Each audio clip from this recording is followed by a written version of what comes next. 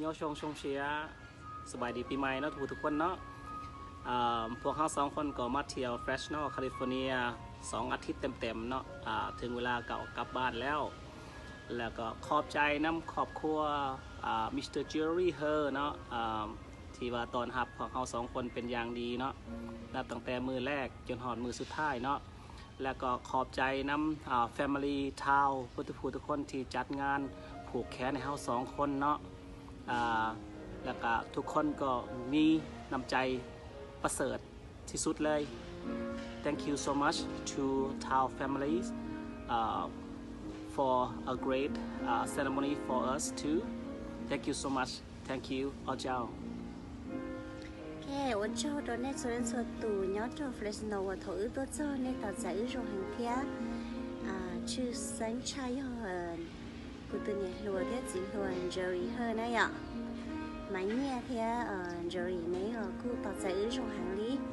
ở châu rồi này và lối cơ đi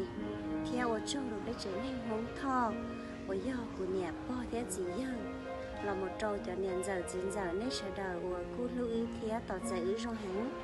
chở múa cây múa bùa là mùa húi pli và pli rồi thế ạ ở châu rồi sẽ đợi chỉ bỏ cái hay ra tư tại xin nó ở tá tỏ rồi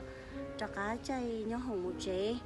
nhớ phải trái nhớ hồng chế thay khó là nó lò cho hậu YouTube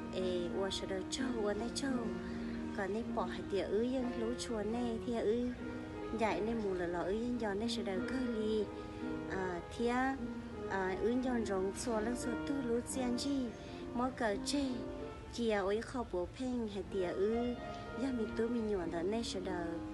เราย้อนในโอเนโอจีเทียย้อนในเจ้าว่าคือตี้โอเนียนจะจินจะเนี่ยล้อจีล้อชัวเล่นสดตู้ย้อนจอโฮแคลิฟอร์เนียเฟรชโนนอในย้อนหล่อว่าที่จะชี้ให้เด็กในยังอยู่ชี้รู้อ่ะเนี่ยชี้รู้ที่ในยังชี้เกี่ยวกับการย้อนทรงถ้าเรารู้ส่งเชียนแต่หนอหมูก่อนในวันรู้ในว่าแม่งคือได้ชีเราก็ตัวได้ชีเกิดจะเกิดเจเตาเจอหรือรู้เชียสาน่ะก็เรา2 คนก็มีความสุขแล้วก็ it's very great